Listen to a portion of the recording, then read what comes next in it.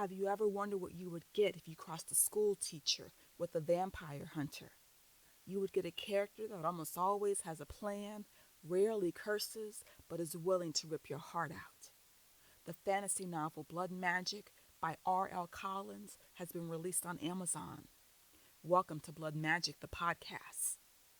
Selina Anderson is a small town teacher with a big time problem with vampires who are out to kill her before she can make them her next meal. She is looking forward to a quiet, lazy summer in Culpeper, Virginia.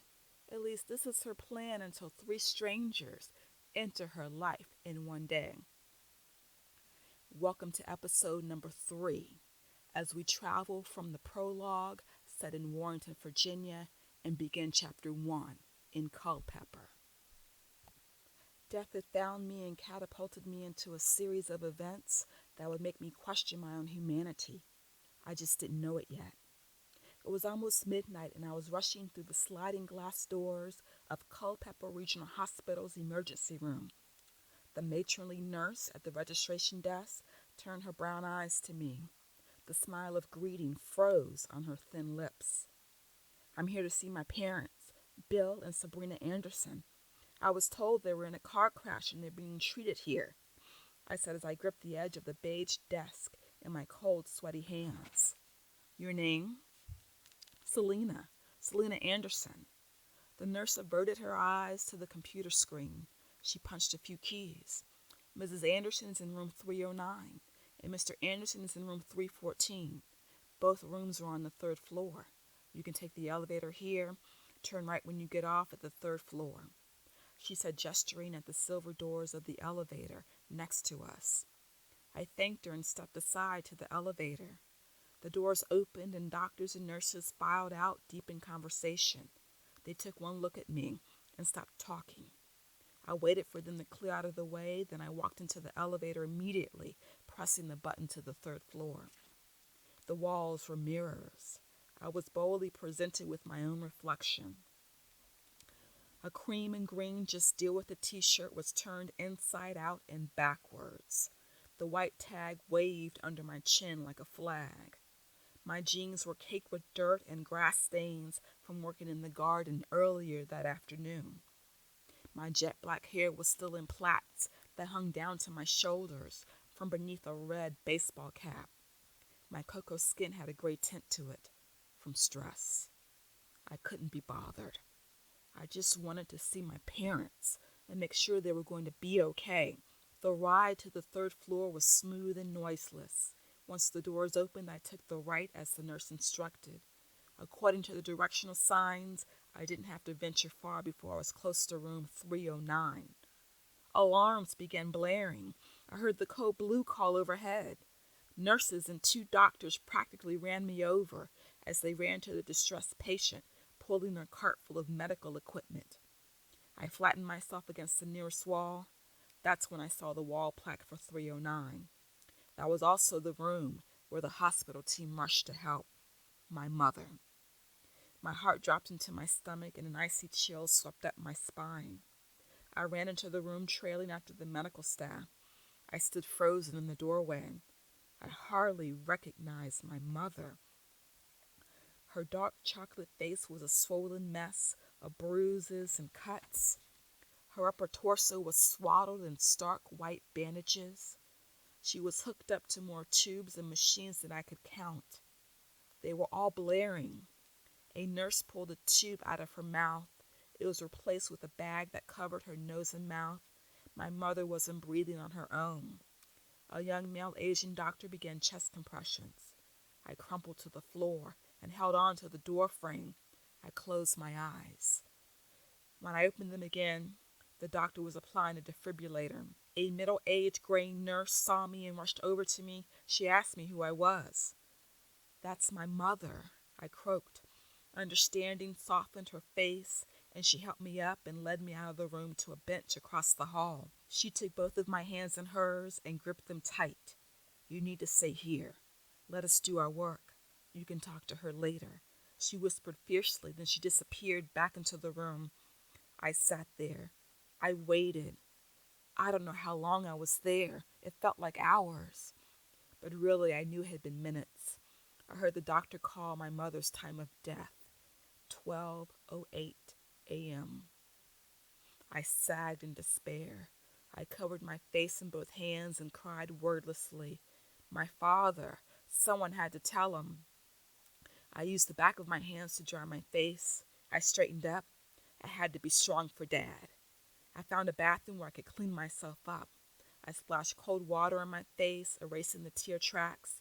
I took my plaits out and finger combed my hair. I fixed my shirt.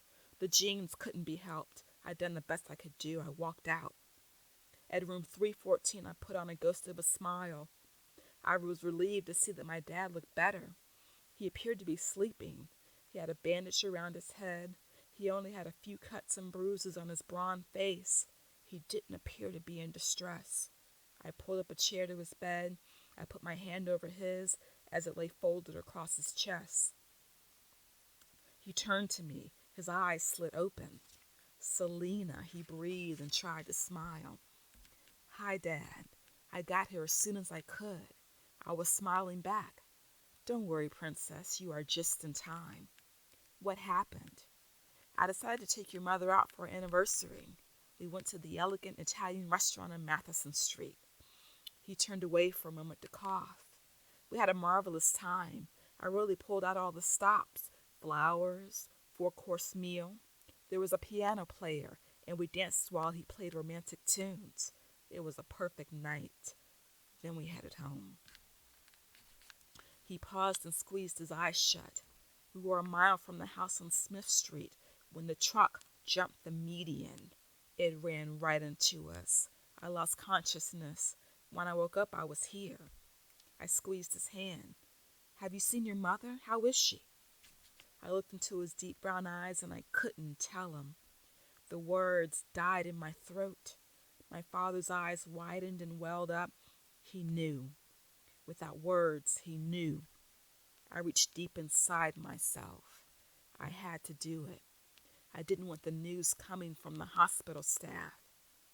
"She didn't make it, Dad." I gave his hand another squeeze. "She started coding before I could go in and talk to her." He nodded, his head in understanding. Two orderlies entered the room, both stout and well-muscled. "Mr. Anderson," the taller one announced, "we're here to take you to get prepped for surgery." "Surgery?" I gasped and stood up. "For what?" "Princess, I have some internal bleeding. The doctors are going to try to patch me up." He tried to be brave. Then he reached out for me, forcing me to bend down close. He whispered into my ear, "I don't have a good feeling about this. I want you to know that if something happens to me, you are not alone in this world." "Don't say that, Dad." "I have to. It wouldn't be right. I've probably waited too long as it is. There never seemed to be a good time to tell you. But if I don't make it, you must go to your other family." "What do you mean? Aunt Martha and Uncle Chuck?" "No, your birth mother." What?" "Your mother and I never got around to telling you, Princess, but you are adopted. We adopted you when you were 2 months old. Your birth mother is a woman that Sabrina worked with while on research expedition in the Congo. Her name was Cynthia Thomas. It was a private adoption. Everything was legal." "Ma'am, we must take him," the shorter orderly said. I stood up. I was numb with shock. I watched the orderlies wheel my father out of the room. Unless he was the man I called my father for 28 years of my life. I fell back into the chair next to the bed and waited. 1 hour. 2 hours. Dad, Bill Anderson never came back. He died on the operating table. He bled out. The double funeral was beautiful in its own tragic way. It seemed as if the whole town of Culpeper turned out for the ceremony. The sun was shining in a clear blue sky. It was a warm June day. The humidity of summer had not yet presented itself. I sat on the shore of a sea of morning black. At the head of it all stood Chuck Anderson. Uncle Chuck was also mayor of Culpeper. He gave the eulogy. Cousin Michael sat on my right. A black suit hung from his tall, lanky frame. He coughed into his hand several times. He was blinking rapidly. He was trying his best not to cry. Aunt Martha sat on my left in a black dress that was too small for her. She patted my knee with one plump hand and blotted her tear-streaked tears with a crisp white handkerchief. She turned to me sharply. "Why aren't you crying?" she whined. "Your parents are dead." I blinked at her. "You've always been a strange child," she said through her tears. "If you didn't surround yourself with children as a teacher, I think you'd be happier living on an island by yourself than being in the land of the living." Aunt Martha always had a flair for the dramatics. However, her criticism did sting. "I'm going to forgive you for saying that," I began, "because you're grieving. But this is not the time or place for you to display your ignorance." Aunt Martha's mouth gaped open before she snapped it shut and slapped her fat hand back on her own knee. Uncle Chuck concluded his eulogy, and the town gave a resounding amen.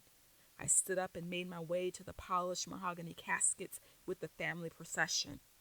I laid a white rose on each one. I kissed my fingers and pressed them against the caskets. Regardless of the blood relation, those two people had given me a good life, and I had felt loved. I didn't want to mingle with the other mourners. Nevertheless, I had to wade my way through the sea of faces. I tried to do what was expected of me. I gave and received hugs. I said kind words of encouragement to the bereft. I shared in prayers with the more reverent. I finally made my way to the edge of the cemetery. I crossed the gravel road and slid into the driver's seat of my car. I started the engine and headed home. At the door of my garden-style apartment, Octavia greeted me by meowing at me and winding around my feet. I reached down and scratched the top of her black and white head. "You're the best cat," I whispered to her.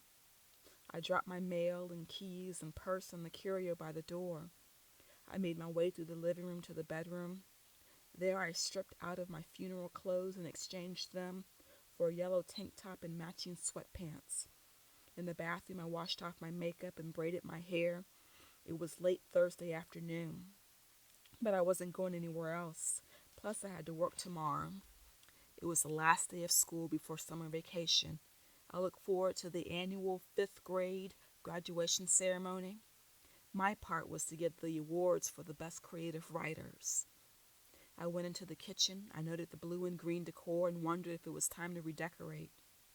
I decided to fix a bowl of chicken noodle soup and put it in the microwave. I pondered the state of my life as I made a late lunch. I couldn't deny that I'd had a good childhood. I grew up in Culpeper, an only child surrounded by extended family and friends. I graduated from Culpeper High School as valedictorian. I went to the University of Virginia and received my bachelor's in education. Shortly after that, I came back to Culpeper to begin teaching 5th grade at Sycamore Park Elementary School. I'd been planted ever since. My only crime was being 28 years old and single and no children of my own. Well, maybe that was 2 crimes. Most of the men I knew, I remembered them as boys picking their noses and daring each other to eat dirt. I sensed long ago that the man of my dreams was not among them. Now I was feeling less firmly planted. I was wondering about other possibilities. I reviewed the list of private investigators in the yellow pages on the pine kitchen table. I had the name of my birth mother, and I knew the name of the pharmaceutical research company that she worked for at the time of my birth. I wondered if that was enough to track her down. The microwave dinged, and I took my lunch to the living room. I admired my latest art piece that hung from the wall over the television. It was a scene of a young girl on a balcony confronting a winged monster that had just landed. She was tiny but brave. He was a hulking figure of claws and muscles. They looked at each other without fear. There was something poetic about it. It inspired me to write a few poems. I sat on the plush maroon couch and pulled my feet up. I clicked on the television. The news was on. "The boyfriend murderer has struck again," the polished brunette newscaster began. The latest victim, Beth Cooper, was found dismembered in her Warrenton home. The newscaster launched into the full story, reviewing the history. The boyfriend murderer was a serial killer that seemed to only target single women that lived alone. They were of varying ages and ethnicities. He had started in Washington, D.C. months ago and was slowly working his way south through Virginia. It was unknown how he researched his victims, but he always found some personal family token and left it at the crime scene. It could be anything: an antique hand mirror, as in best case. Others he'd given a gold letter opener, sparkling jewelry, even a family Bible. He gave gifts like a boyfriend and then killed in gruesome fits of rage. They showed best picture. She was around 40 years old with shoulder-length brown hair and gray eyes. She had an arrogant smile. It looked like a driver's license photo. The news transitioned to the weather. I put my bowl of soup on the glass coffee table and padded across the hardwood floors to the front door. I threw the security bolt and latched the chain for good measure. I returned to my meal and changed the station to Iron Chef. Tomorrow was the last day of school. I look forward to a quiet, lazy summer. I arrived at Sycamore Park Elementary School bright and early Friday morning. I made sure I had plenty of time to finish taking down the classroom decorations. Before the bell rang for the kids to arrive, I rushed to the bathroom to check myself over. I was wearing my favorite black and yellow pantsuit. I had curled my blue-black hair into a neat bob. My makeup was fresh and light. I always wore a little mascara and powder. Today I added a little bronze lipstick that gave me a nice chocolate glow. Soon enough, the kids were there and excited about their graduation. Some of them looked like proper young men and women in their Sunday best dresses and shirts and ties. We spent half an hour talking about the end-of-year festivities and summer vacation plans. Then it was time to line them up alphabetically and proceed into the gym for graduation. I took my place on stage with the other 5 fifth-grade teachers, principals, and other support staff. I waited patiently to give the creative writing awards to various fifth graders. Towards the end, I presented the graduation certificates to the children in my class. School was only half a day and everything went smoothly. Next thing I knew, I was leading my class to the buses. We said our heartfelt and tearful goodbyes, and the children were off. As the buses began to turn away, the teachers all lined up to do our annual can-can dance and waved the children off to begin their summer. I went back to my classroom to collect a few things, then I would be ready to head out and go to my summer volunteer position at the library. While I was putting the covers over the student computers, I heard a gentle rapping at my door. I turned to see Mrs. Smith standing just inside the classroom with her usual smile. Her shoulder-length salt and pepper hair was up in a ponytail, and she changed from her coral suit dress to a pair of jeans and her white and navy Farmville t-shirt. "Hi, Mrs. Smith. I see you're staying late after school to straighten up your room." I was always happy to see my favorite 4th-grade teacher. "Well, yes, I am, Selina. I just came by to see if you wanted to grab an early dinner around 4. She said with her voice full of sincerity and her gray eyes shining behind her gold-rimmed glasses. She was the kind of woman that always was very serious. Happy, but serious. I knew she had more to say than idle chit-chat. She walked further into the classroom and began to look around, as if she'd never been there before. I felt confused. She began to tug my black eyebrows down. I wish I could, but I have to be at the library. Maybe we could catch up sometime this weekend." "I'm going out of town this weekend. Some of the other teachers and I are going to D.C. to have some fun on our own. I want to invite you to come along with us."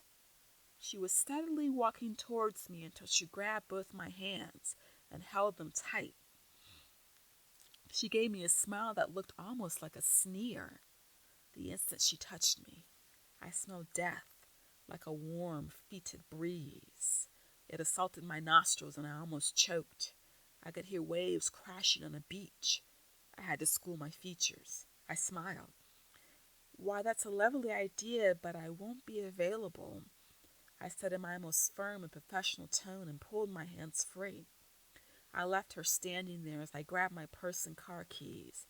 She stood there for a moment, staring at her empty, pale hands, and flexed her fingers.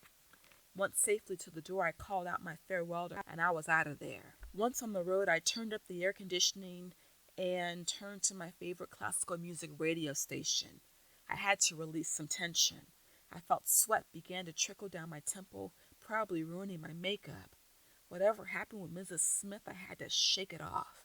The moment was intense, but brief. I was free. I felt my spirits lift and the sense of dread fade away as the sophisticated soprano voice of Denise Graves filled the car. I'm a terrible singer, but I enjoyed humming along with her. Thank you for listening. Tune in, same time next week for Chapter 2 of Blood Magic by R.L. Collins.